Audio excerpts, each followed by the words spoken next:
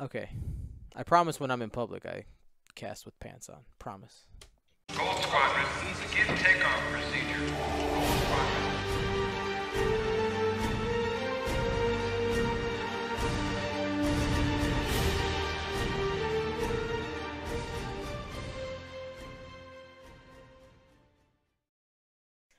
This is episode 76 of the Gold Squadron podcast. I'm your host, Dion Morales, and today I'm joined by William Billy D. Hagewood. It's taken me 29 years to realize that I'm William D. Hagewood. And Marcel Manzano, Fine Wine. Because I am.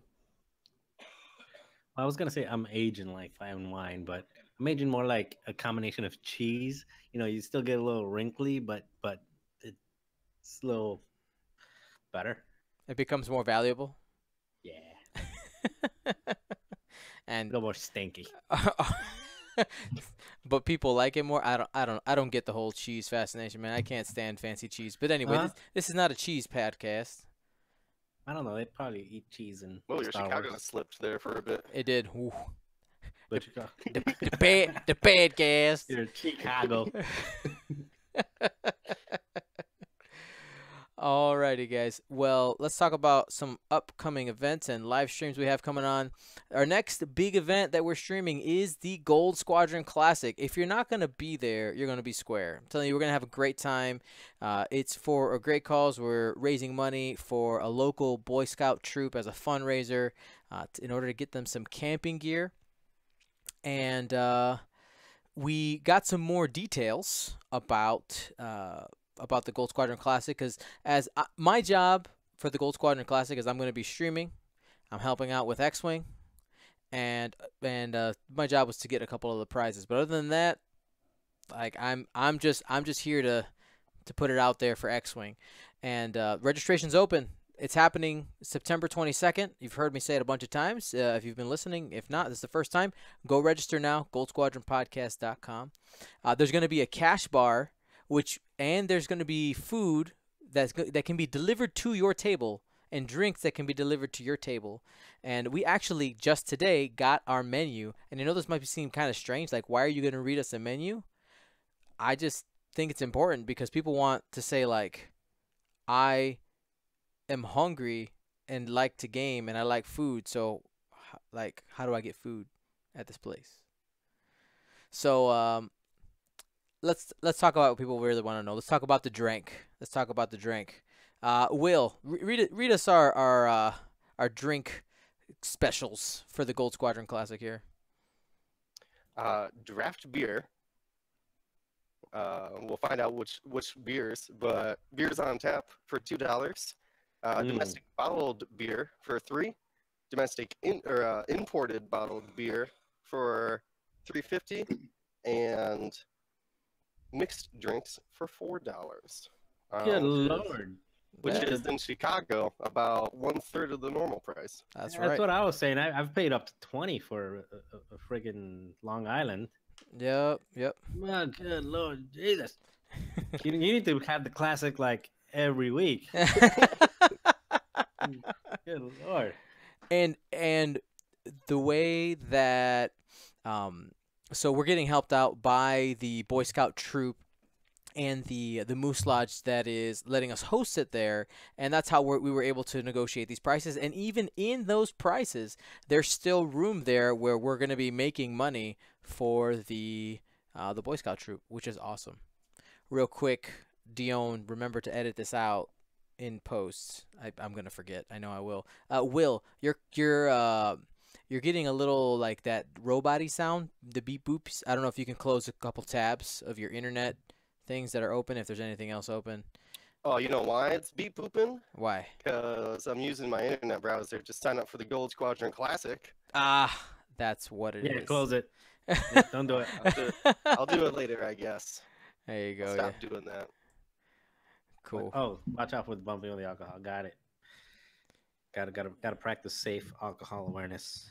Yes, yes, and yeah, on the table. But and here's the thing. It's a glass table, so it clinked, and I got a glass wine glass. So Well, at the classic, yes, being proper. you can have your drinks on the table and stuff like that because we're going to be using large round tables with mats on it. So you're going to have plenty of space on both the left and the right side to for your food and your drink and your bags and whatever you need for each game. So that's going to be super comfy play space, which is awesome. Food wise, we're going to have hot dogs, hamburgers, cheeseburgers, salads, and Gatorade, pop, water, chips, all for I mean, the most expensive thing is the salad, which is $4, and that's because they're not going to be making the salad there. They're going to be buying it and bringing it in. But like a hot dog is $1.50.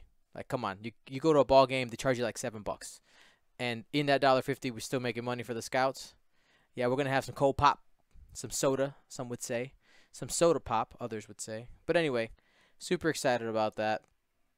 Let's get into our Patreon raffle for this month. We're giving away right there Lando Calrissian alt art. This is one of the alt arts that one of our patrons actually was able to acquire for us as prize support.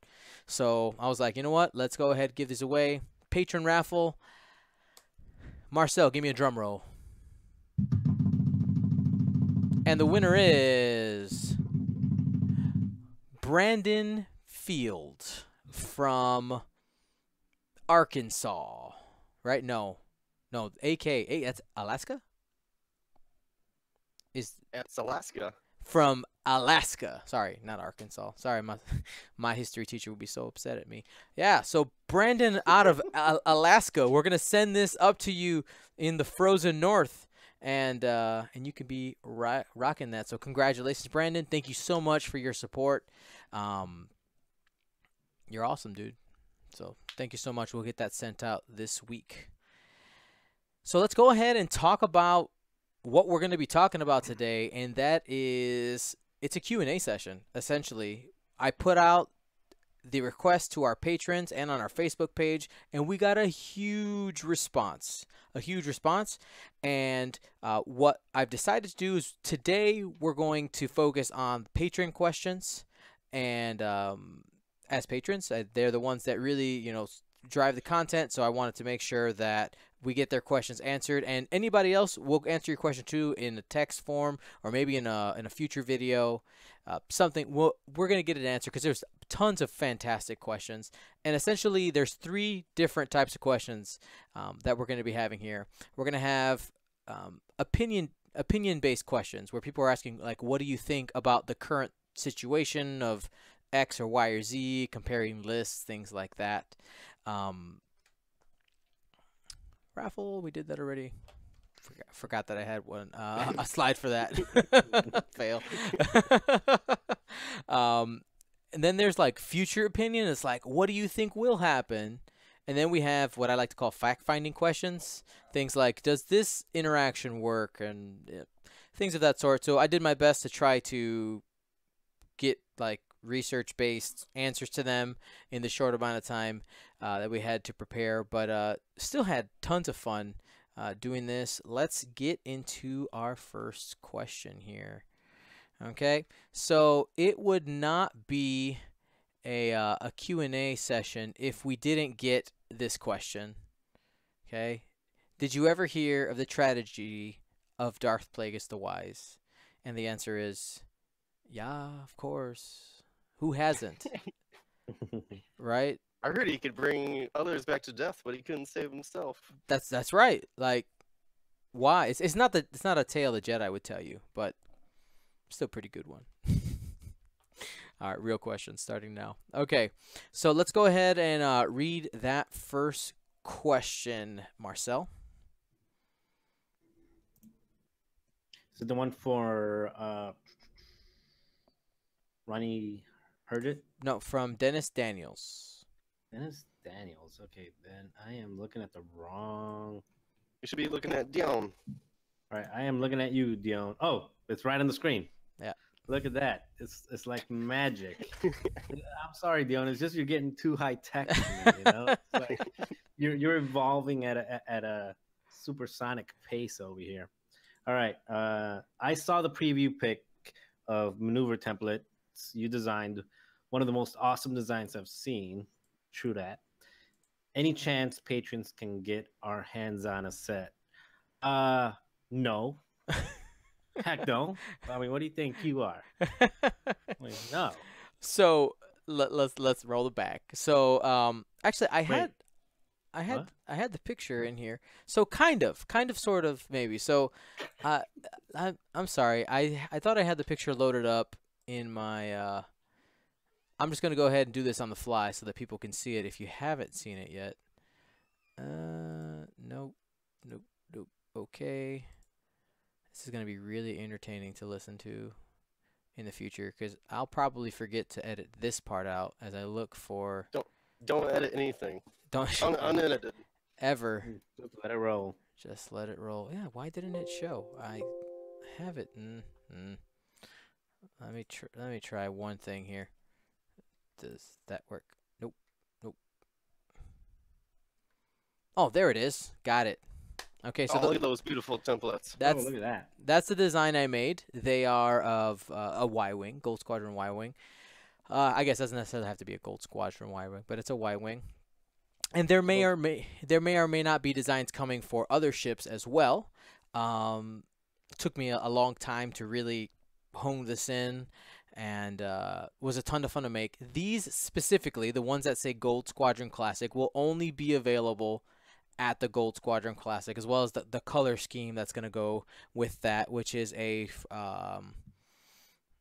to be announced. We'll talk about that later. But the idea of the Y-wing and it not saying Gold Squadron Classic, that will be available to patrons and anybody else who wants to support the Gold Squadron podcast. That'll be available for purchase once after the Gold Squadron Classic. I know I've been talking for a long time, like, guys, second edition templates are coming. They're coming. We hit a couple bumps in the road, and then like I had a design and I trashed it, and because I hated it. I'm really happy with where this landed. Took a long time because I'm a perfectionist, but they look really good, and super excited about them. So Dennis, yes, you will be able to get your hands on these, but only. Well, I guess not. Not exactly these, because this is for the winner. We'll talk about that later. The winner of the Gold Squadron Classic, and there's like other ways to get them at the Classic. We'll talk about that later. Let's get into our next question. So, did I hit that button twice? There it goes. Okay. So Chris Maka, he asks, have we gotten a ruling on Rebel Han Gunner ability? Is it a bonus attack at Initiative 7? Does it replace your regular attack and you can still get a bonus attack? Or is it a totally separate attack that can potentially allow 3 attacks? Han plus regular plus bonus. So this question, I'm taking it because I think you have to look at a bunch of different places before you make this decision. Now, Will, I know I haven't had a chance to listen to it yet. You said the Minox were doing like rules stuff. Did they reference this at all? Oh yeah, they had Chico on, and Chico spent a good 20 minutes breaking down the Han Solo gunner. Let me see. I can't quote him, but I'll paraphrase him. That basically, this is an undefined attack. It is not your engagement attack, and it does not say bonus attack. Therefore, it is a undefined attack, which in theory should allow you to attack at Initiative 7, attack when you engage, and if you get a bonus attack, attack with that as well. Now, personally, I think it's going to get errated to qualify as a bonus attack, but as the card is printed, it does not say bonus. So right there, it says you may perform and they're going to put a bonus attack there. That would be the errata, right? Yeah, I don't. Well, let me say this: that the only person who can triple attack or ship. The only ship who can triple attack is a ghost with a docked attack shuttle, and they would only be able to attack out of a side turret, and then attack out of their forward attack arc, and then take an attack shuttle rear arc. So they wouldn't be able to shoot the same thing 3 times. Right. Exactly. Because the issue, because people were asking like, well, what if you have the turret in the front or the back? You could do like 2 and then the back. I'm not sure again if Chris referenced this, but if you look at the rules reference when they talk about turret arcs, this is the passage that I want to focus on here. It says the turret arc indicator points towards one of the ship's 4 standard arcs, which we understand that there are 4 printed on there. And this sentence right here, the standard arc that the turret arc indicator is pointing towards is a turret arc in addition to still being a standard arc. So if you're on the standard arc, it's like turret equals standard, and it works in both ways.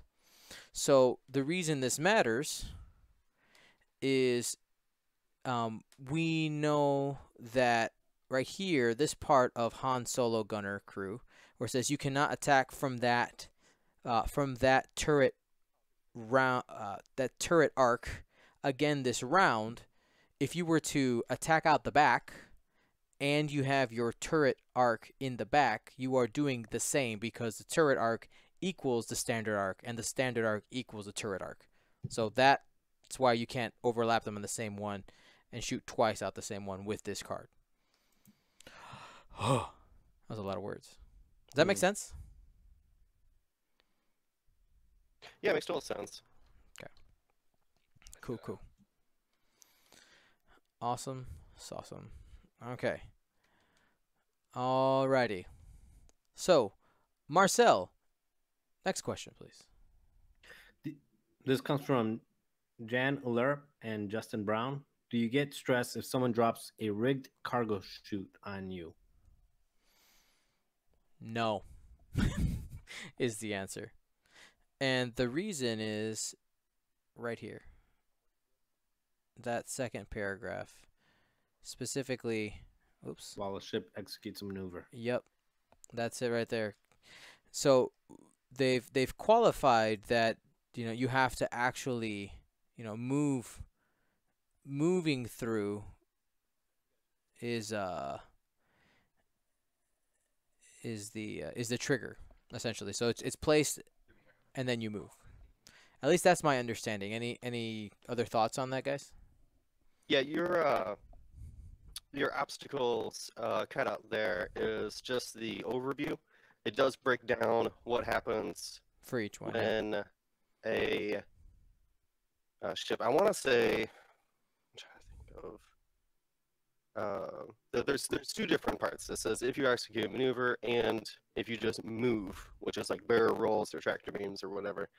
And it says nothing about if you just are only overlapping an obstacle. The only time it references overlapping an obstacle is on rocks that says you can't shoot. So I agree. Yeah, that's probably for the best that there's not the dropping cargo trick, because that's actually very strong. It's one of the strongest things to stress somebody in the game. Absolutely. Real quick, William, do me a favor. Jump out of Hangouts and just jump back in. Click off, go back in. See if that gets rid of the... We're still getting the grading. Yeah, I mean, the rig cargo chute is like the final remnants of bombs, essentially. The ability to, I guess mines, right? To be able to move and then do an action to drop something behind you to affect something that's outside of the system phase. It's the final frontier there. So the fact that it's you don't have that double stress power, I think is important in order to balance it somewhat. Yeah, because I believe so much better, Will. So much better. That's the only way. It's a shenanigan they can pull in first edition that if they did a red maneuver. Mm-hmm. You could drop the chute on them, and then they're just stuck doing the 2 forward, white or whatever. Without that ability to stress somebody before they reveal their dial, you can't force somebody's 2 straight maneuver now. Yep. Any thoughts on that, Marcel? I see why they did it, and I don't disagree with it.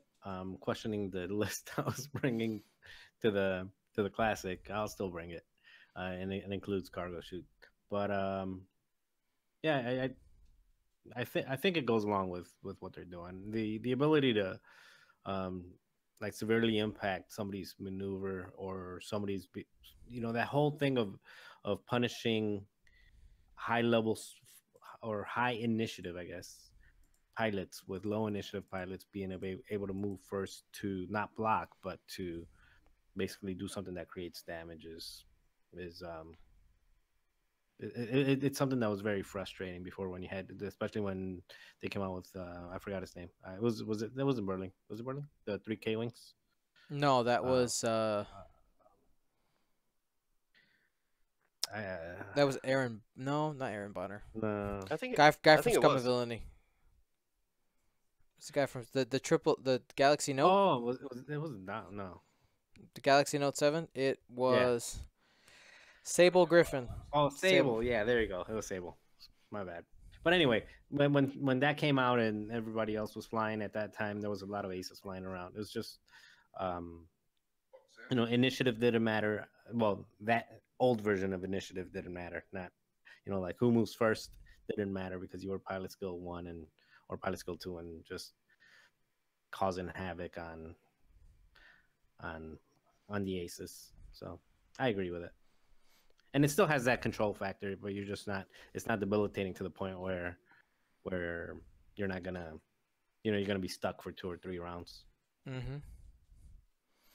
Agreed. Unless somebody is smart enough to drop 3 of them right in front of you, and you end up with 3 stress anyway. Will, go ahead, take the next one. All right, this is from Jason Prince. If I have Darth Vader crew and spend a force, and the target does not have green tokens, do they take a damage? And let's just read off Darth Vader here. At the start of the engagement phase, you may choose 1 ship in your firing arc at range 0 to 2 and spend 1 force charge. If you do, that ship suffers 1 damage unless it chooses to remove 1 green token. And I would say, if you don't have a green token, you can't make that decision to remove 1. So yeah, you take the damage.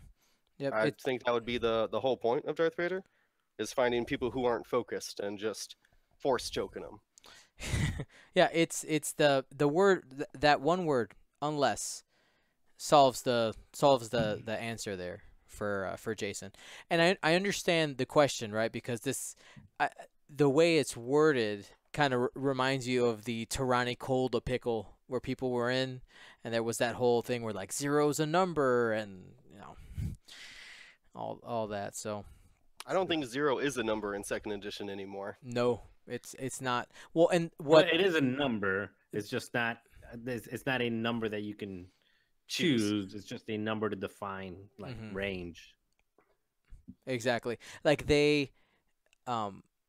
I think they've eliminated 0 by the wording of the card, right? Because if Darth Vader said, if you do, the ship suffers 1 damage. I guess if it was worded the other way, right? If it was like, they can remove 1 green token or suffer 1 damage, which is I think how Tyranny is worded now. Right. Then yeah, they would have the choice between the 2. Remove any or a green token. Like I remove 0 green token, whatever the wording is off the top of my head. Yeah, but so that's the answer on that one. I think so, at least. So Lee Jones asks, on other podcasts I've heard mention of the rule of 11, but never knew what it was. How can a player trying to get better use this rule to their advantage besides just in a straight joust? So I think the rule of 11, I mean, outside of the straight joust, it does have some application, But I think more importantly, if you get past just that title of Rule of 11, I look at it more of just understanding what your movement templates and how they move relative to the board. So understanding, I think a really basic example that actually was in the article that FFG posted here, I think it was last week, where a a range 2 ruler. Let's say you put a rock at range 2, that equals the space that you would need to do a 4K with a ship, as long as you're not past it. So you can use that to eyeball things, or setting setting obstacles at range 1. The idea of the Rule of 11, essentially, what I've seen people use it, and is in that straight joust understanding, especially if you have something like an alpha strike list, right? Just being able to understand, like, if they go fast first and I go slow, and I don't want to be in range next turn, just understanding those relationships. And there's a lot of different possibilities there, because there's times where if you guess wrong right off the bat, you might not have a certain option. Like, the opponent might be able to get into range 1 anyway, depending on if they have like a large ship. Go ahead. So I'm gonna go a different. So the Rule of 11 is bit antiquated now, because we have a new base with a new size, new diameter, and it's going to have a new rule. So the original small, the original large base ship are going to be the same, but the medium base ship is going to be a little bit different. And who's doing you getting jiggy with it over there? I'm seeing you. Anyway, so I think it still applies. It's still applicable. I think we just need to also look at maybe just editing and adding that medium base ship, see how that fits into that equation. Well, I think, like, the idea of 11 still works. It's harder to do the math with the medium base, as it's 1.5 base, right? So it's 1.5. One so and a half, 2. It's still, the 11 still works. It's just you won't arrive at 11. Like, you'll arrive at like 11.5. Because 11 just means that if the total between both is 11, that you will just be in range 3. This is assuming that you both set up at the very front of range 1. But also understanding, like, if you're planning on, let's say you set up on opposite sides of the board. Let me this would be a little easier to draw here. So we'll draw a little map here. If you're set up on opposite sides of the board, okay, you got your rocks here in the center. It's a very, very complicated rock setup. So you have some rocks in the middle, and you're setting up here, your opponent's here. Understanding the distance that you created here and the speed at which your enemy went can help you determine whether or not it is a good idea to engage into the rocks, or go around, or even turn around, do a K-turn, and meet them on the other side. Just being able to understand, how far they've gone up the board, and understanding what their options are. Like, for instance, if you have a an opponent, go really fast up the board, and you are again, let me just draw this again. They've gone really fast up the board, and you notice that you've gone way too slow to start with. This tells you that it is a bad idea to continue slow, unless you have something that can hurt them, like bombs or something behind you. You should not continue on the slow path while you see this person just zoom in behind you, because you're going to end up getting flanked from behind. And I think that's less the Rule of 11, because I think the Rule of 11 really, outside of that opening jousts and understanding how things will line up, really it's looking at position of the board and what are the opportunities open to your opponent. That's kind of how I'm looking at it. Will, any thoughts there? Yeah, I use it when I'm counting asteroids. When I use large asteroids, and you put so imagine two big asteroids spaced one range away. That creates basically a range 3 ruler sitting out on the board because an asteroid's about range 1. Two two bases to 1 range.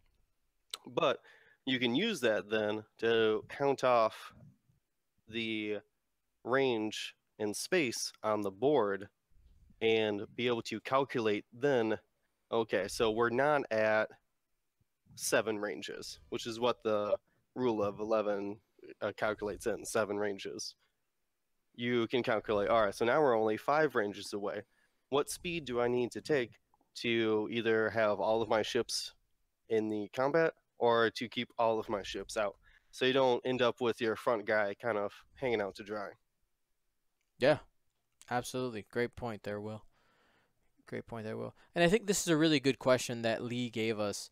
It just, just a different way to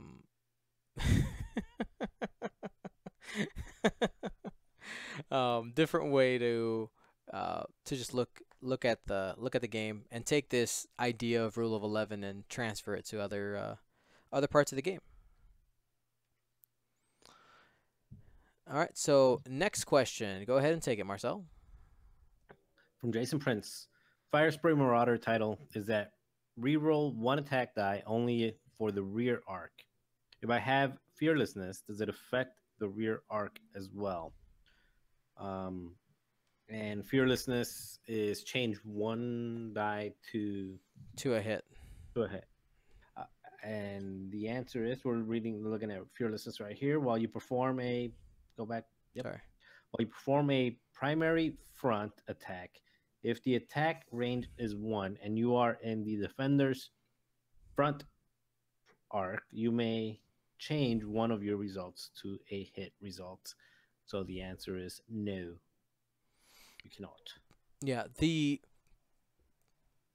one thing I really wanted to stress with this question is 2nd edition is really taking advantage of using iconography to get complex ideas that we're used to in 1st edition, or not necessarily complex ideas, but ideas that we had in 1st edition and changing it. So one thing that people are confusing, when people are seeing these firing arc symbols, they're saying just in their mind firing arc rather than rear firing arc, front firing arc, left and right.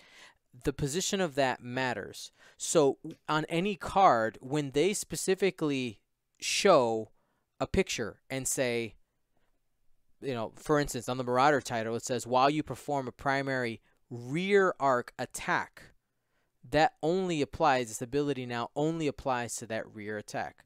This is different than something like one of the Hawks, either of them if they have the Moldy Crow, and you have the turret arc pointed to the left, for instance, and you have your Moldy Crow giving you that front 3 dice attack. Now you have 2 active firing arcs, and if somebody like Torko Mux, for instance, says if an enemy is in your firing arc, now it counts for both of those. But anytime they show one of these pictures, it only applies for the pictured arc.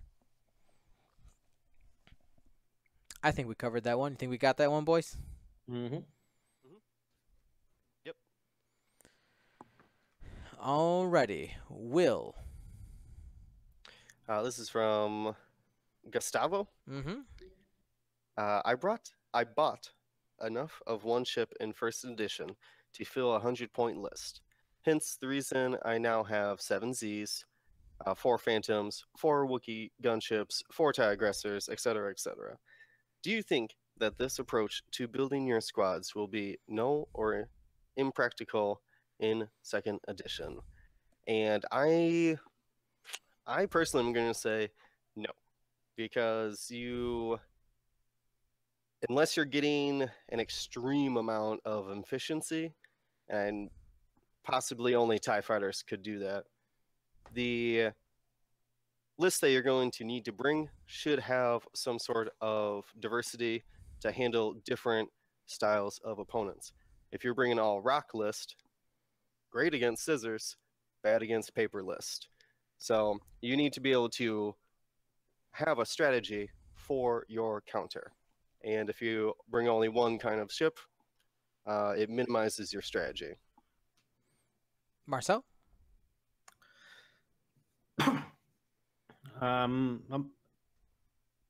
I think that there's just going to be some ships that are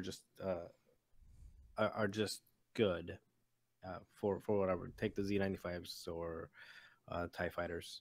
That in numbers they will do enough damage because they're cheap enough and they have enough health and they have just enough of everything you need to be efficient enough to be able to still do well even without you beat the counter not by having tools to beat them, just really when you line up against that you just outfly them. I mean, that's really what we're trying to do is you try to outthink them, you try to outposition them, you try to corner them, just like you're getting rid of some of the things that are oppressive, overly oppressive, as somebody was saying in the Twitch chat earlier.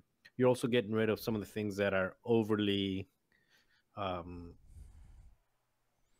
the things that you're getting 3 maneuvers plus an action plus this plus that, and then it's a little bit easier to track down and corner somebody as well, I think.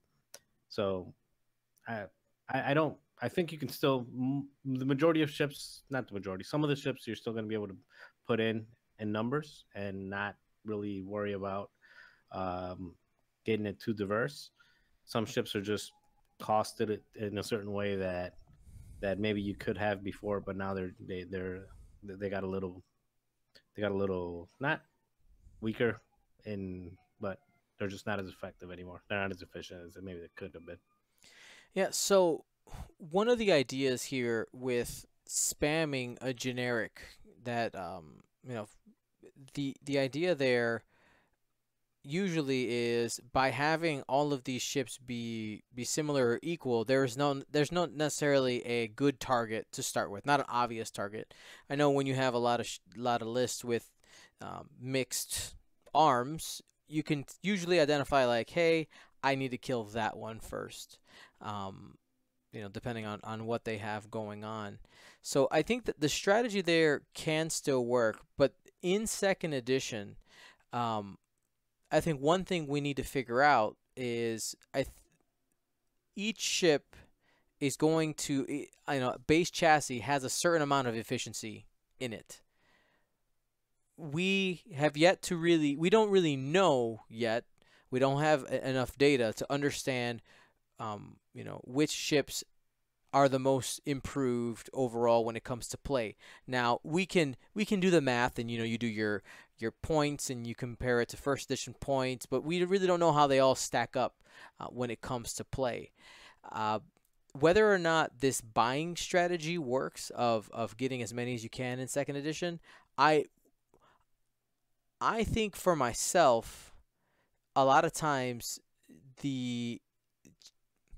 I found in the last couple waves of first edition that I wasn't buying enough to fill a whole list, because the first edition got so, I mean, there was so many of these ships that have these wombo combos, right? These things that really synergize and work well together, that lists of all one type of thing, like Will was talking about, like they don't have all the tools usually.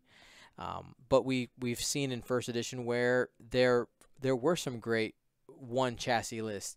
Your quad Wookiees, while they didn't, win a ton of tournaments, major tournaments, they still were very good. Triple jumps in their heyday. I mean, we can't not talk about those. Like, those were at their time the most efficient chassis that existed. And we rode that horse hard for a long time. It's just for myself, I kind of look at it, and I mean, if you have the budget and you're gonna fly it, you're gonna actually fly 4 of everything. I think sure you can. I just don't think it's going to be besides the TIE Swarm. I don't know if there's going to be anything else that's meta defining out there. That's why, as a joke, I put a 6 Hawk list. Is it 6 or 7? How many is it? 1, 2, 3, 4, 5, 6. 6 naked Hawks, which doesn't sound terrible, but I don't know if it's the best. All right, next here. Whose turn is it? I lost. Go ahead, take I'll it. go. This is from Dan. Which is better, Drea Renthal Z-95 Swarm, or the Howlrunner Iden Swarm? Ooh, let's have some debate here. This is gonna be fun. Let's do this. I believe you put up That's Drea's ability. Mm-hmm. Okay. Well, she reads, or he, they, while a friendly, non-limited ship performs an attack, if the defender is in your firing arc, the attacker may reroll 1 attack dice. So non-limited mean generic, non-named, and firing arc referencing either your turret arc, because she is a Y-wing, or your primary firing arc out to range 3. The Howlrunner Iden Swarm, Howlrunner is at range 1. Any ship can reroll 1 attack dice. I think, obviously, they're 2 different factions, but I think that it comes down to Howlrunner and Iden are going to need to be a tight kind of block, whereas Drea simply needs to have them in arc, so she can kind of send off on the flank and circle, while the a Z-95 or a generic Squadron can come in from a different angle, because the Drea doesn't have a range restriction. They just need to be inside of her firing arc. Yeah, and the I drew a little graphic there. The big difference is playstyle, right? You know, your TIE Swarm is going to want to be in a block. Your Z-95s are going to be more of when I say, like, we say TIE Swarm because it's a group of ships, but really TIE Swarms don't swarm, at least not at first.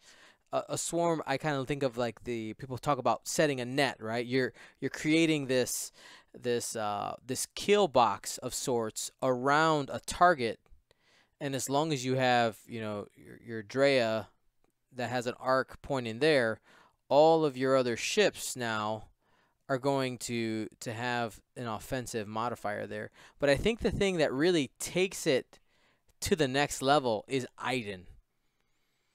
Like, if we're talking about what's better, like, Iden's ability is just so good. I was muted the whole time. I was asking what was Iden's ability. I could read your mind. So Iden's ability, you have 1 charge, non-recurring, that says essentially you can just cancel an attack. You're like, this attack didn't happen. Once per game. And like to be able to just... At what restrictions? Is it, you said it's at range 1? Range 1, I'm pretty sure. Is that right, Will? Yeah, it's at range 1. Yes. And it has to be a TIE fighter. Yes. So you're just like, nah, bro. Not dead. My whole volley's still here. It gives you that tool to make sure that in that opening exchange you don't lose a ship, or are just keeping Iden alive longer. Just for 1 turn, being able to just not. Does it work on himself? Yes, it does. But if you're shooting him at from his arc, what? So if you flank him and you're not in his arc and you shoot him from side or back, you're talking about Iden right now? Yeah. Okay. What was the question? Does the arc matter with Iden? No. No. So it's just period. Yeah. If Iden is at range 1 of any friendly TIE fighter in range 1 of Iden is in the bubble of protection, including herself. Okay. So Dan, I know Dan is a local player. Yeah, my other opinion on this is that I do think it does come down to playstyle, but Z-95 is not just a swarm ship; it is a missile platform, and I don't think that they are their 2 dice primary is where you're going to get that efficiency out of a Z-95. It's going to be in taking a target lock and shooting a missile, whereas the TIE fighter can just roll in with a focus and 3 agility and stick around. Yep. So, I mean, we'll see. I mean, maybe somebody's just really successful with it, but I mean, I guess I'm voting TIE fighters are better. Will? Drea's cooler, but yeah, TIE fighters are probably better. You're not wrong. You're not wrong, Will. And Marcel? I'd say the TIE fighters are better just because of the agility, not so much for the abilities of Howlrunner but I think because of the the agility and the better movement dials.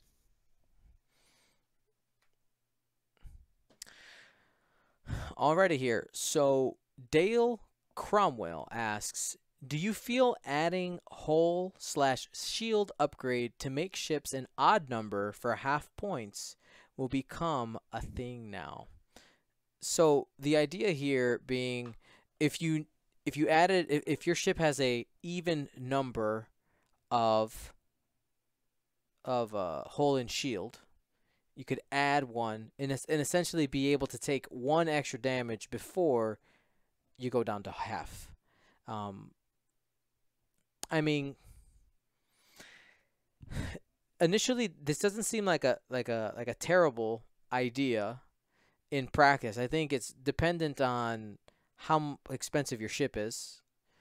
What did you have room for in the squad? Like if you have the room, let's say you have 4 ships and you have room to put a hull or shield upgrade on all of your even health ships. I mean, if you think that's the best allocation of your resources, I don't think that's a bad play.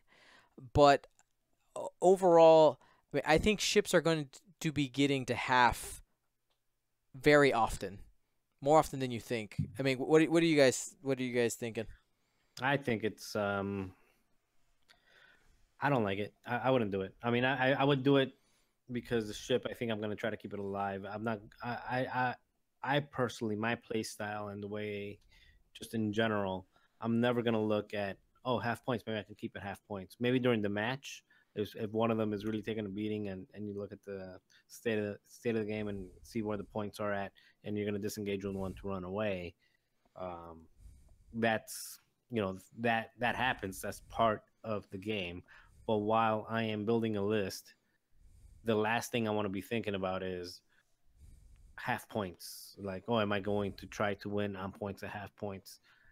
My lists I try to build, I'm either going to keep you from doing what you want to do and just muddy you until you kind of submit, or I'm going to go in there and just completely annihilate you and wipe you out in 15 minutes.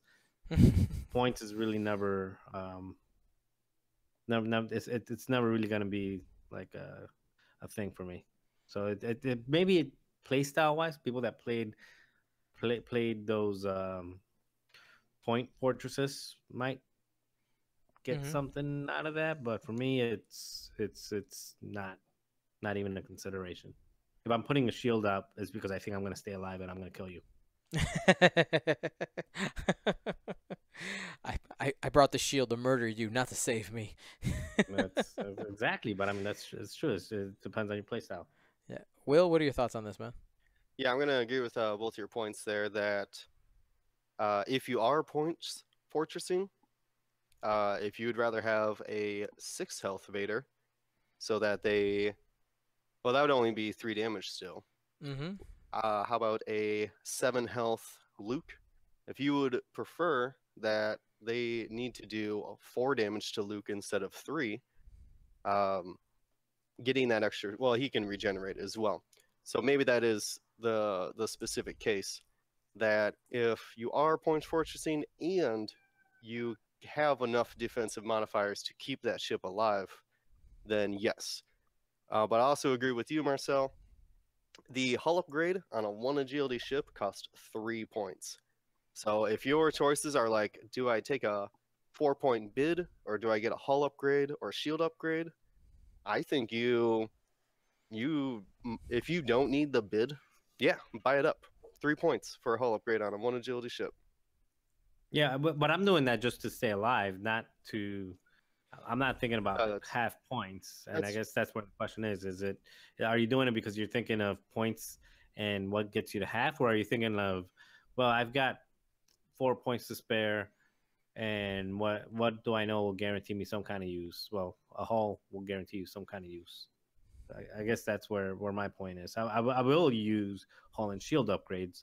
I just won't use them with that specific idea yeah, in mind. yeah. I think the only I'm trying to look through, and yeah, I think the And I only get your Luke example. one too, though. Yeah, I think the Luke example is probably the example that would be when you would do that, because X-Wings can regenerate. So giving them an extra shield and an R2 droid, you could actually heal back up above half points. Mm. In theory. Yeah, in theory, exactly. Your opponent has to let you. I think another point with this, Dale, is one thing as you guys were talking is, I flew a lot of Kylo, and Kylo was a points fortress, and essentially his job was to stay alive to the end of the game. That's what it was there. I think the value of adding a hull or shield upgrade, more than being able to have one more dispensable hull or shield before you get to half, is the fact that it makes your ship more expensive. Because things are going to be taking damage. I think it's going to be happening. It's very rare that ships aren't going to be taking damage. And what it could do for you is not necessarily, if you're going to be taking the damage, it's going to happen, but it might make you a little bit more expensive versus that person who didn't take that hull or shield upgrade, and that could win you a game. And I know that, Will and Marcel, looking like kind of going into it, weren't thinking that path. They were thinking about like it's a tool to try to win the game, in terms of staying alive. But this is just a, like, in the tournament game, points are still a thing. You still have to think about that part of it. So maybe that's where you can try Points to. don't matter when they hit 0. This is very true. If they hit 0, right? And that's the gamble that you're always taking. If you're bringing a points fortress, is I'm gonna keep it alive. No, you're gonna try to keep it alive. So just some thoughts there. I hope we addressed that, Dale. I know that we kind of danced around that one a little bit, but I think it was good. So Justin Brown, what does he ask there, Marcel? What's your favorite 2.0 list so far? That is an amazing question to ask, since I have yet to play a 2.0 game. However, I did play around with the Yazb 2.0. Mm-hmm. So I've got a couple lists that I'm toying around with. I've got one that I want to just spring up in the Gold Squadron Classic. Mm-hmm. If a certain handsome Puerto Rican with glasses can supply 2 additional ships that I need. So, but other than that, I think some of the things that I've been looking at that just looks pretty interesting is I have been playing around with, and mentally, again, I haven't put it on the table, but I've been playing around with some Dengar, trying to see if Dengar can be a viable option, because he's actually not that bad. Once I started looking at what he has, and even the red turns aren't so bad when you put the title and everything else on him. I know that the YT 1300 with the title is very appealing, especially Han, the rebel Han, not the rebel. I'm sorry, the scum Han. And other than that, I've just been really just toying around with ways to get 4 or 5 ships that have some type of gimmick to it. Not gimmick to where it's like a chain effect, just more of like like Will was saying earlier, where you're covering all your angles, and you've got something for the swarms, you've got something for an ace, you've got something for something that's very tanky. So that's what I meant. I don't mean gimmick like some weird chain reaction thing. Um, so I guess the best answer to this is I'll know in 2 weeks after the classic. Will? I will say I hope that this is Justin Brown from the Quad Cities. It is. Justin's been repping QC hard. He was a Des Moines guy, and he's keeping the QC Quad Cities. For those unfamiliar with that acronym, he's keeping the Quad Cities X-Wing community alive. I really appreciate it, Justin. But I've you're gonna really laugh at this, but I've flown. So it's Miranda with I know. Just listen, just hear me out. Hear me out. All right, so Miranda with barrage rockets, proton bomb, and Sabine. And then I got Naked Biggs and 2 Gray Squadron bombers with ion cannons and proton bombs. And I don't think it's great because it doesn't really have an answer for a lot of the lists. It doesn't joust very well, and it doesn't do a lot of things well. What it does do really well is drop a bunch of bombs everywhere. And I really love the Sabine tokens. You get 4 different kind of tokens, and if they get hit by a bomb, you can assign somebody a token. And being able to track someone gets hit by a proton bomb that I blew up first, and then I tractor beam them into another proton bomb, and then give them a stress. Oh, that feels bad. But I would say that's the funnest list I've played so far, even though it might not be the best. For myself, I mean, I have not repeated any lists that I've flown, especially with streaming Wednesday nights. Like, my priority is making sure, for myself, is just trying to get through as much of the content as I can during playtime, just so that I can talk intelligently about it, especially with all these streaming events coming up with second edition. But one kind of play style I'm really liking is trying to bring a number of ships that do different things well, similar to what we were talking about earlier, having mixed arms. So last week, for instance, I flew Merrick Steel, Red Line, and what's that? Initiative 5 Defender. Rexler Brath. There you go, and Rexler Brath. So it was a 555s list. You can go on our YouTube page and watch it there. And all 3 of these ships do different things. I had torpedoes coming out of the Punisher plus bombs. The Defender was just being I think I had it maybe only with Predator on it. Just being a Defender, being fast and being able to be maneuverable. And Merrick just hits like a truck with his crit ability. Like, you're forcing people to spend tokens, and with the rerolls and the advanced targeting computer, he just hits really hard and consistently. So these 3 ships that do different things altogether, I would say that one's probably the favorite one that I've put on the table so far. Like, it felt really good to fly. But for instance, tomorrow, unfortunately, we won't be streaming from the store tomorrow, but I would have flown these 2 lists, which I'll talk about now, because I have a work event. I built a 5-ship Imperial list and a 5-ship Rebel list that have almost different ships for everyone. So one of them, people were just asking, hey, can you put a generic Phantom on the table? I was like, okay, let's do it. So I was like, let's just try to bring a bunch of weird, different ships that can maybe just kind of through the confusion of having all these different chassis be able to do successful or be successful in a match. So I brought a IMDAR test pilot. That's the Initiative 3 Phantom with collision detector, Merrick Steel with fire control, a Tempest with fire control, and 2 Black Squadron TIE fighters with crack shot. So that just seems like a bunch of different tools. You got TIE fighters that move really fast, consistent damage from the TIE Advance, and a good flanker from the Phantom there. And then the Rebel squad that I was looking at was Wedge, Thane Kyrell, because somebody wanted me to fly Thane, so I was like, let me just throw them in there. 2 Z-95s naked, and Kyle Katarn with Moldy Crow.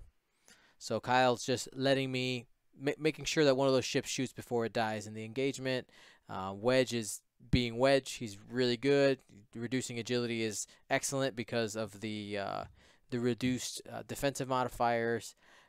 Thane, I mean, his ability is okay. I kind of wanted to see how often I could make it actually matter, but I think he might not necessarily be very good in tournament play. And then Z's, their job is just to be annoying and get in the way, and contribute guns. So go ahead. Has anybody played one of there's still, you know, one of the things, and I know this is going to be an off topic, maybe we could talk about this after a couple tournaments are in, but a lot of the things that they were trying to do is trying to put old ships back on the table. And I know Ron was talking in our group chat about how he's happy seeing all these new ships, not all these new, all these old ships that weren't getting any play actually get some play now. But just from what I'm reading and from the videos and the pictures that I see of people playing, there's still a lot of ships that get absolutely zero play. So is that one of the ships that I was interested about is the A-wing. Have you guys seen any A-wings around? Because that's kind of still one of my favorite ships of all time. I personally haven't tried it yet, just because I would like to fly a 3 A-wing squad, and I only own one. I own one A-wing. What? Yes, I know. I got like 7 of those. I can give you a couple of those. Sounds good. But yeah, so I mean, we don't know yet. I think, like, personally, when I look at the A-wing, I think they're in a little bit of a weird spot, because you have cheaper 2 attack dice ships that people in the chat are like, you only own 1 A-wing? Yeah, I'm sorry. That's it was right. it was No, one actually, of those you early can't, because you have ships. to have the A-wing, and then you bought the Rebel pack, which has another A-wing in it. So you got to have at least 2. So maybe I do have 2. Yeah. The red one. Oh, you're right. I can see it The right red and here. the blue. The red and the blue one. Yeah. Cool. All right, so I own 2 A-wings. Sorry, internet. Dion, you're a fraud. You only own 1 A-wing. I think the benefit of the A-wing, where you're really going to get the value out of it, is that vectored thrusters ability. I want to say that lets you boost after an action. Being able to always evade boost, always focus boost, or even barrel roll boost is where you're going to get the value out of that ship. If you, I don't think you need to put a lot of points into them, but I think that's where you're going to need to utilize them. They're not a jester. They're very much a speedy flanker. Yeah. So maybe a single A-wing kind of hanging around in your list would be a good. Maybe in that 5-ship list for Rebels, I made, maybe instead of Kyle Katarn, I could put an A-wing in there and upgrade one of those Z-95 to something else. Like, that could maybe be cool. I'm gonna go ahead and just. Dion, I've been patiently calming myself to not freak out about Thane Kyrell. Thane is so good. Yeah. And it's, well, there's a couple crits that just make his ability insane. First off, you spend your die result before they roll dice. You do it while you're modifying your attack dice. So you could flip up a structural damage and they immediately roll 1 less dice. You could flip up the double stress crit, and even if you're not doing damage, you're double stressing the ship every single round you have a shot on it. Plus, in addition to that, 7 of the damage cards are direct hits. And when you flip up a direct hit, it says suffer 1 damage and flip it down. And I have killed 2 ships. Both times that I played Thane, I killed a ship by, I rolled blank focus when I K-turned. Mm-hmm. Good, spend the focus, flip up that direct crit, or direct hit, because Thane, you can look through their damaged cards. It's not random. You're right. I missed that part. So you're just giving extra damage every single time. Yeah. You book people's damage. Yeah, dude. Like, Hey, I think that's gotta be rotten already. No, horrible. that's great. That's No, so it's horrible. That is horrible. No, Thane's good, but to get maximum efficiency, he should be shooting last at initiative 5. So that, assuming that the ship already has a damage card on him. I think in the list you referenced, he would actually shoot like second. He would second to last, because I have Wedge in there. So it was. No, he would shoot second then. Yeah, sorry. Yeah, he would shoot second. So you would want him to shoot later. So you need other things at 5. My preferred upgrade on Thane is actually swarm tactics. Get somebody else to shoot before him. And like I said, if you can get Thane to shoot last in your list, man, that could be very good. Interesting. We'll take some more looks at Thane later. Justin, we talked about lists and things. I mean, favorite. It's so funny, right? Like, the game officially hasn't even come out yet, and we're already so deep in, but then also not. Like, we're in this weird limbo. It's happening though. It's happening. Have you guys been seeing on the on Facebook and the forums? People are like, "When is the app coming out? When is it coming out?" I was the one that was asking that. It's the 13th. The 13th. Really? Yeah. Confirmed? I mean, that is since the beginning, like the very first live stream from FFG. They said the app comes out on the 13th.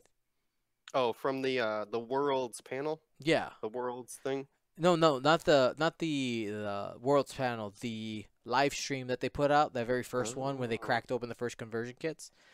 All right, well, that's where they said it. Believe it when I see it. Yeah, so that's 2 days away. Right? I don't get why they don't put it up sooner so people start downloading and playing around with it. Because they want it to all just be this one beautiful day of just like raining X-Wing on you, you know? I don't know. I'm just being dramatic because it's fun. Whoa. Whoa. Oh, something broke. Something broke. Hold on. Clone Wars. Oh, wait, I did something very wrong. Give me a second. Okay. You got it. No, I messed something up. Okay, cool. Are you looking for those 2 big ass droids that Will was talking about earlier? So the mistake I made when making the question, and I put this file, this X-Wing list juggler, in the wrong spot. It's supposed to be over there, and instead it's going across the screen. It's fine. We're going to keep going.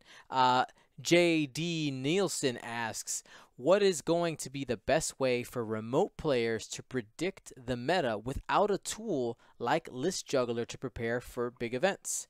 Will organizers post that data for their events somewhere where everyone can see them? Oh my god. If somebody would just invent some type of magic thingy where people can post and then you can see it on the other side of the world. Maybe with like face and combining a book. I don't know. Well, I don't know. I don't think it'll be possible. I mean, the possibility and convenience is the difference, right? Because there's a couple things. Like, I don't think List Juggler.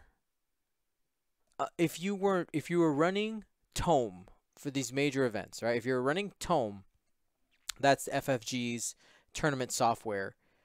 It did not directly output to List Juggler. That had to be manually done. So list juggler can still exist because we do have tools like yet another squad builder second edition, where you can export your list and put it into the secondary site. I think the worry, when I've heard this question a few times, the worry here is, you know, will people even bother um, To go and update it. to go and update it now that we have this app? I mean, what are you guys kind of thinking? Honestly, I mean, I know I was being facetious earlier. The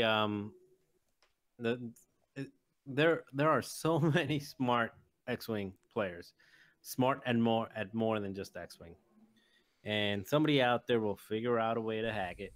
Will figure out, not only hack it to break it, but I mean hack it as far as like build some type of API integration, build some type of data feed, some XML, something. We'll figure out a way to get the data from point A to point B and accumulate it. So if everybody is using the the FFG squad builder, somebody will figure out a program in order to take that and push it through to some type of database that can then do reporting similar to like list juggler is doing, because basically it's just a bunch of programming languages saying that is manipulating information that's coming in one way, arranging it and outputting it a different way, if that makes sense. Will?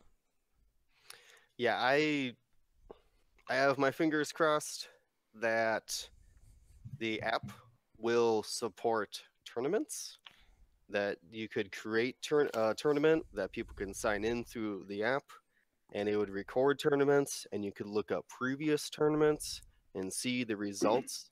I would love and hope that it is just all done through the app. So I'm sorry, I'm gonna break, just interrupt here.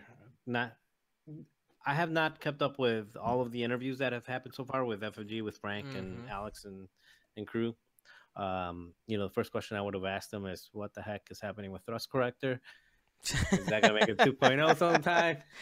And then the second question I would have asked after that one is there any plans to do like a league now that you got this app and you have everybody hooked up, and basically you're forcing everybody to say you're going to need to be on the web, either on the app, on your phone, Apple iPhone, or if you're some kind of crazy person and you have like I don't know, a flip phone, or actually Paul Heaver actually graduated from that, so Paul doesn't have a flip phone anymore. Congratulations to him. Or you have some BlackBerry or some weirdness. You still have to go online and do it on a web browser. So did anybody ask the questions, now that they're getting all this data in and they're going to use it ideally to figure out what's costed right and wrong, to develop some type of login system to where it logs in? They have your information when you buy the app, or not buy, get the app, download the app, and create a full league. We're talking Magic the Gathering type of league where they're doing a merit-based worlds. Now, is that merit-based worlds only based on your top 8, but are they going to eventually do it to where even if you don't hit the top 8 but you did 20 tournaments, and those 20 tournaments you were at rank 10, 11, 12, and you accumulate points? And I see you shaking your head, Dion, you're crying, but I'm just saying, like, that is such a possibility, and that would propel the competitive side of this game to like a whole nother level, to where then at that point you would get people to try to get that number 1 ranking. Even if you don't go to world or win worlds, you're the number 1 ranked player because you've accumulated points, kind of like tennis. The tennis does it, or some of these other, golf does it. If you make enough tournaments and you get enough, even not getting first place, you just accumulate points, you're going to go up the rankings.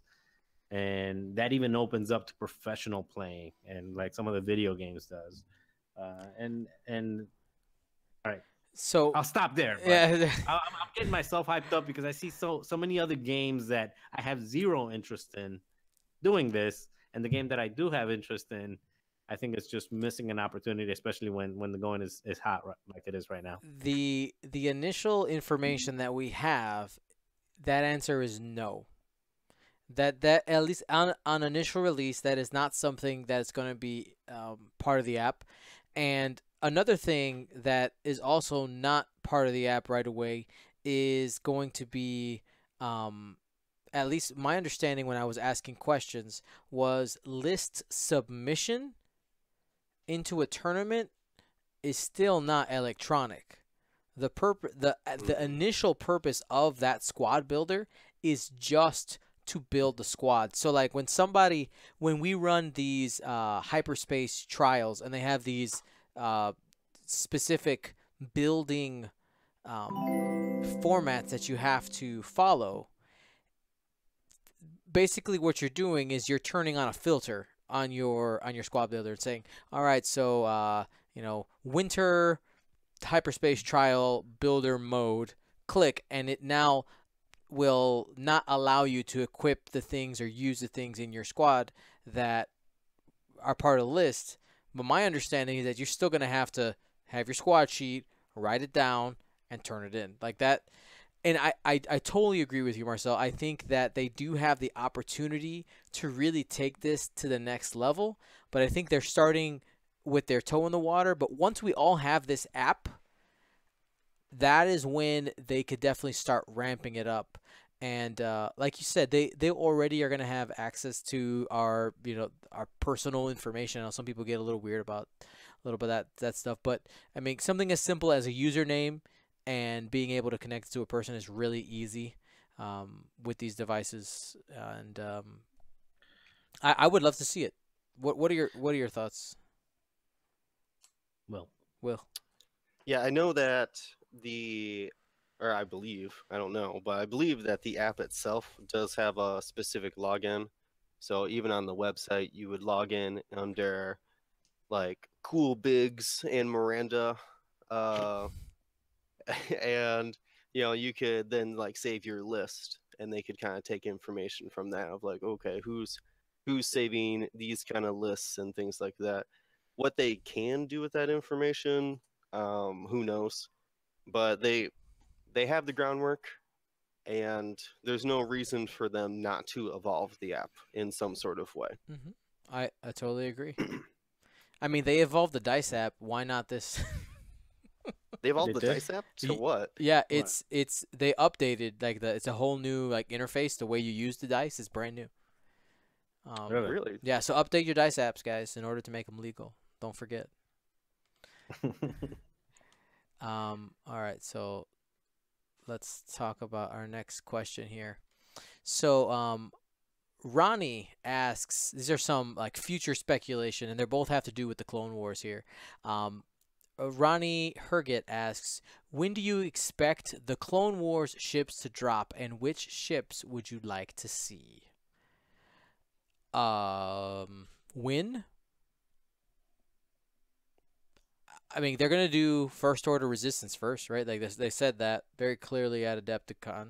I mean, not Adepticon, at Gen Con. So I would guess. I mean, how many Gen Con next year. Yeah, like that feels right. Like Gen Con next year seems like a good time. It's a big event. Yeah, I'm in. My answer would be, who cares? When is I'm just waiting for the old Republic, like Clone Wars, Resistance, blah blah blah. Give me some old Republic. You want the old Republic? Okay. Yeah. Well, I'm up for like 15 factions. We can do 15 factions. We can do the old Republic, and then we can break out Scum and say, you know what, Scum is too broad. We got the Jawas, we got the what is it, the Black Sun. the Black Sun. yeah, the Black Sun, and Crimson Dawn. there you go. Like let's get this interesting. Rock paper scissors, my butt. Let's do rock paper scissors, and water, air, tree. all of Alright. it. All I of got it. I got some suggestions for Clone Wars ships. And these are basically coming from Star Wars Battlefront 2. Okay.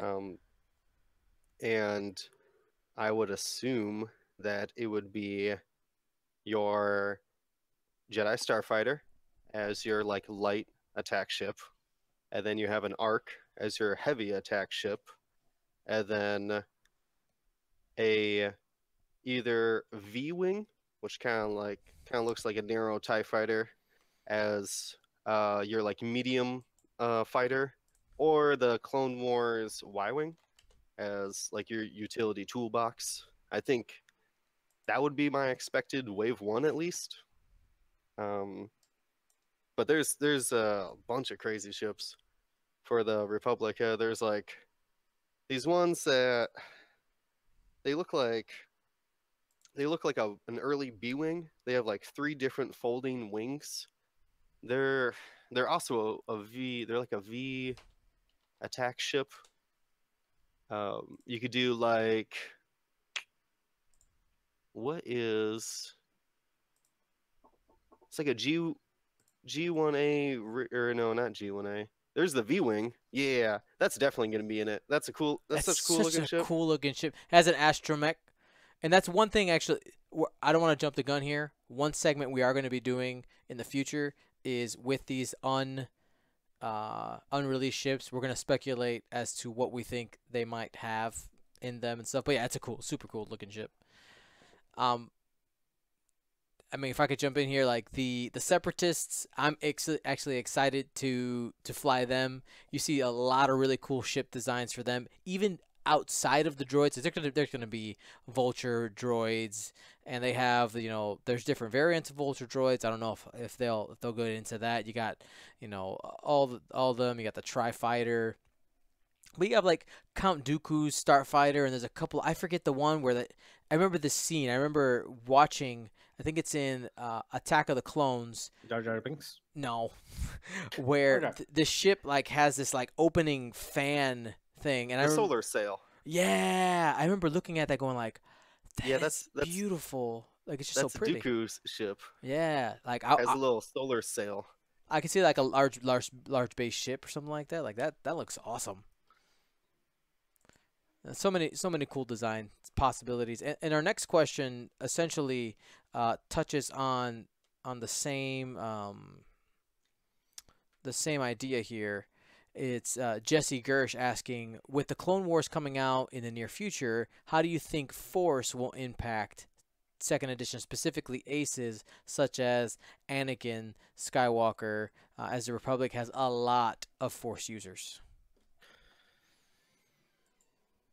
How is it going to affect the game in general, or maybe just that faction? Let's talk about both. I would say that the Jedi Starfighter is going to be all about the Force. I wouldn't be surprised if it has a built-in like Force ship ability, something that deals with Force for the ship.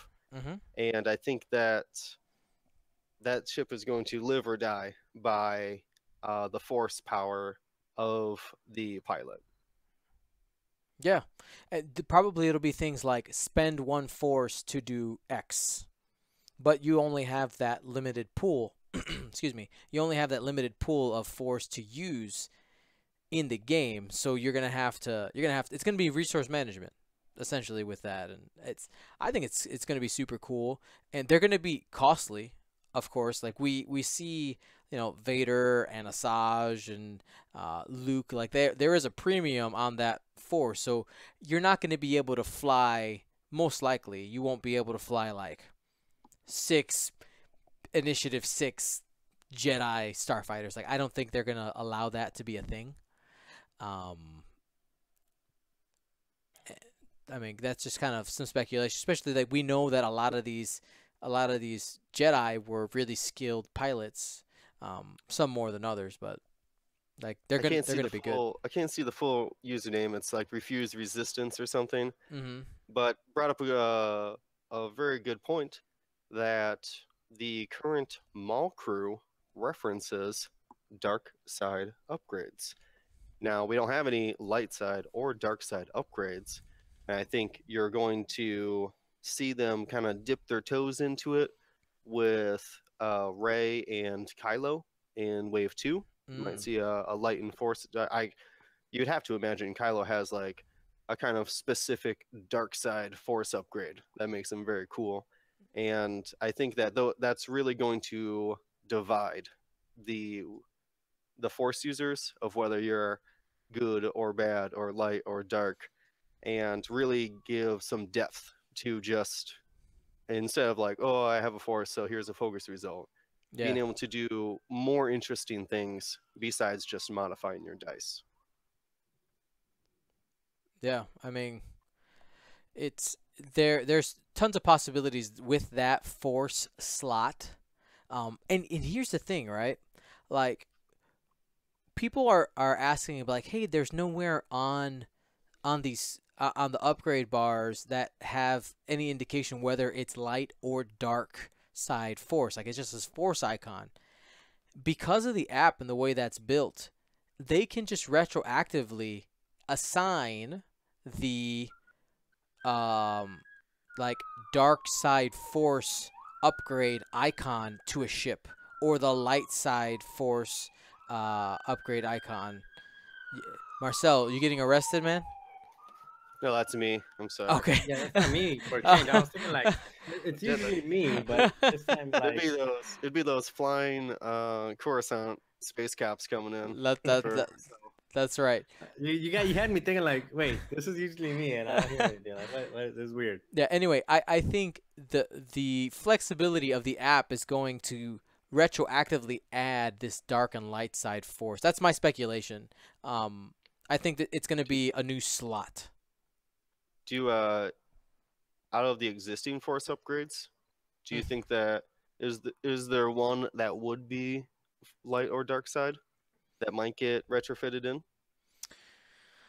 Off the top of my head, I can't think of any, but I would imagine that essentially what we'll end up having is like our current force slot, like that symbol is like the generic force upgrade icon, and then we're gonna get a light side and a dark side, and then FFG will adjust, and most likely what will happen is you'll have a force user be able to equip a generic force upgrade and their affiliation, light or dark. Or maybe someone like Ahsoka Tano, who eventually, like, she isn't a Jedi, like she's light leaning, but maybe she can't use light or dark, but she has like a double force icon, like be able to equip two generic force ones. Like, that's just kind of some of the ideas I have spinning in my head when it comes to those.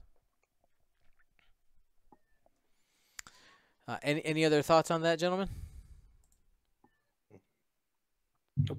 All right, that's a ton of stuff, So I want to say thank you to everybody who asked questions on Patreon. You guys are awesome. There was a couple questions we didn't get to just because of length of time, but we'll be answering those for sure. So look for either them in another video, or I'll give you guys a text response on the on Patreon. Facebook people, same deal. We'll get those done.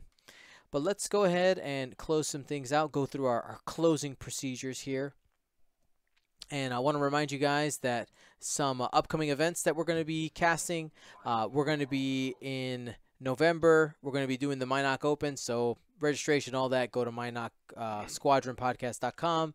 For that, we're helping out the Minocs to get the word out. But you know what? I'm gonna throw some beef out there. You guys ready for some beef? All right. I love beef. Okay.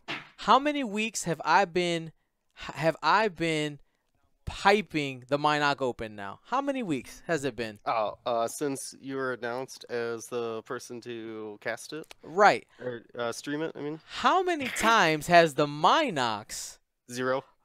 pumped the Gold Squadron Classic? Not 0. once. 0. I'm Come on, calling because you haven't invited them to cast it. That's not how this works. They can come. Wait. I'm Is it calling. like you take them a belly, I'll scratch your back or something like that. I am flying to California, charging them $0 and casting their event for free. Come on. I'm calling you guys out. Ryan, D, Dallas, all y'all. Calling you out. Go ahead, Yeah, post it on their Put the screen at Facebook. me for a second. I can't. Wait. I gotta send this to the Minox. Tell me when I'm on. I don't know how to do that quickly. Dude, you gotta figure it out. That's not a thing. Hold That's on. not a thing, Marcel. I can if I go But go ahead. Minox, I'm gonna message them if you don't, Dion. But they only have 1 week. Just say it one time before the classic. Come on, guys. 1 week. Anyway, we'll I heard talk they about. don't like you. What? That's just what I heard. I heard that. I love We them. hung out. We hung out all Gen Con. It's fine. No, you hung out all Gen Con. I heard they don't like Dion. Oh yeah, I'm sleeping on Ryan Farmer's couch for the Minoc Open. You see, he wasn't even kind enough to give you a bed. That's right. I know. What are you? Like, Come on. My dog sleeps on my couch. Come on. They're on their podcast talking about food, like what food each of them wants, and all I'm asking is for a shout out. I can't even get whatever. No, it's fine. It's fine. I'm not upset. You know what? I told you my dog sleeps on my couch. And my dog, actually, I don't have a dog, but my imaginary dog sometimes pees on the couch. Hint, hint. If they don't mention it, there's a way you can get revenge. I'll be listening, guys. I'll be listening. I listen every week. I listen. You know, the bladder is a vulnerable thing. So I want to remind you guys that only a week and a little bit away, we're going to be streaming and having the Gold Squadron Classic. Go ahead, if you're going to sign up, go to goldsquadronpodcast.com and look forward to the stream, guys. It's going to be the first major event here with second edition. We're going to have a ton of fun, and it's we're doing a fundraiser for the Scouts, which is just super fun. I want to thank all of you guys who have supported the channel, everybody who's hit that Twitch Prime button, everybody who's a patron. Thank you to our new patrons. Let's go ahead. I did this again. I didn't have the list ready. This is what I get. This is what I get for having like essentially 2 full-time jobs and all that. I'm very slowly, as fast as my computer can do, pulling up the. No, don't. wait, you were gonna go back and say something else about the classic though. I was. Well, while you're pulling that up, one of the things that you are missing in the classic, and that I expect to have completed by somebody, anybody, Gold Squadron, anybody in Gold Squadron, is we need to have for all of us that are gonna go like 1 and 5, because we've never played the darn game before. We need to have a Gold Squadron Classic drinking game. I am serious. Like, you got to print out the rules, just like we printed out in League Night many times, where if you kill a ship with, if you kill a ship before it ever fires, you get 20 points. Well, if you kill a ship before it ever fires, well, if your ship gets killed before it ever fires, So you want us fireball. to I don't know. A Gold Squadron Drinko game? Heck yeah, you gotta make it a drinking game. But you gotta print them out and you gotta give them, and it's all for charity, because every time you mess up and you have to drink, you gotta proceeds going to charity. I got a really easy drinking game. For every you have to take a drink every time you beat me. But I'll buy it though. Okay. All right. There you go. All right. Well, that's gonna help 6 people. Oh, the shade. Oh. The shade. Only 6 people.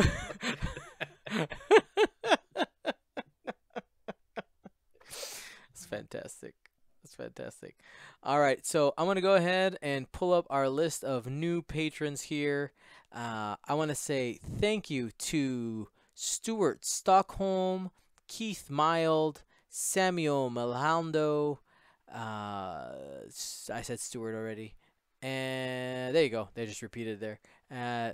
Melhado, excuse me, Melhado. Thank you guys so much for supporting us. You guys are part of the largest group of people who support the Gold Squadron podcast and allow us to go everywhere from coast to coast in the United States and broadcast X-Wing, which, by the way, the week after the Gold Squadron Classic, I'm going to be posting a Google form, and I'm going to try to make it to as many of the hyperspace trials as I can. What is a hyperspace trial? That's like the regional level. Okay. Okay, I'm going to try to make these as to as much How as I many can. have been announced?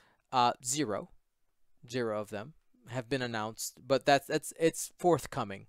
But what I'm going to be doing is put out an application and say like, hey, let's see if we can get Gold Squadron Podcast to broadcast your event, whether you're in Oklahoma or Maine or Texas. Let's figure it out. But not Idaho, because nobody lives in Idaho. I would go to Idaho for the Idaho people. I'd do it. You would? I would. But like, there's things to consider in there. You can take a look at the application once I finish it. But yeah, we're gonna figure it out and try to just get some more coverage of different parts of the United States, which is just one of the big goals here for Gold Squadron Podcast. So yeah, I think that's it. Any closing statements, gentlemen? Besides the fact, I think I got a closing question and suggestion, I guess, more so for that list that you're putting together. Okay. Why or not why? Actually, it's more of a suggestion than a question. But as part of that spreadsheet that you're putting together for people to recommend, every community or every state or every region has their popular players, and those popular players may not always make it to the to the national events for different reasons. It can be either it's expensive, or they work too many hours, or maybe they're just in it a little bit casually. I would say as part of that entry, or that when they fill out the form, ask about like put in a suggestion of who should be your co-host during that stream, just to get new faces out, to get new people out, to get new people behind the mic, and introduce people that don't make it at the national level, or aren't very popular, but they're popular in their smaller circles. Get them some exposure, and yeah, I think it'd be fun to hear from new people. Marcel trying to manipulate my stream, and he won't even be there. Making me do more work. It's fine. It's fine. It's fine. Do the work. No, that's a great idea. Or even like, I would expect those players to be playing though at that event. Well, I can't be even if they're playing. But interviews, I think you can either interview, or maybe if they don't make the cut. I mean, just get it out there. I think more than anything, it's just to get out there. Different faces out there, because one of the best things that I've had this whole time playing X-Wing is being able to walk around and recognize people. I'm like, oh, I know that person. No, I've heard this person's name before, or I've seen it, and just that whole community side. So just getting more exposure to different people that have made some type of impact in their smaller communities, out to the larger community. Right, and that's the goal. Like that like. The idea is just getting more exposure to different parts of the community, and yeah, we definitely can add some type of community spotlight, segment into all that. Will, any closing statements?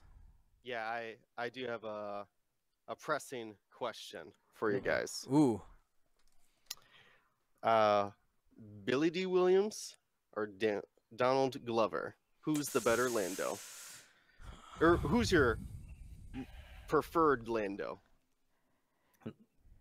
So okay, I'll go. I think Donald Glover is a more talented human being. I think Williams is just is Lando. He is Lando.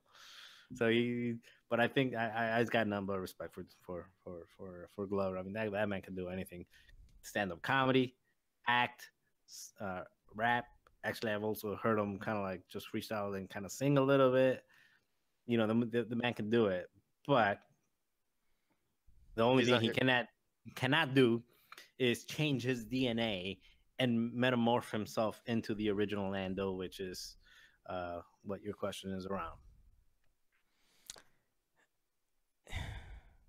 I mean, for for myself, I mean, when I think Lando, I think of Billy D. Williams. He's the first one. But I think to kind of just continue with what Marcel was saying, like I think they picked the perfect person to play him as young Lando.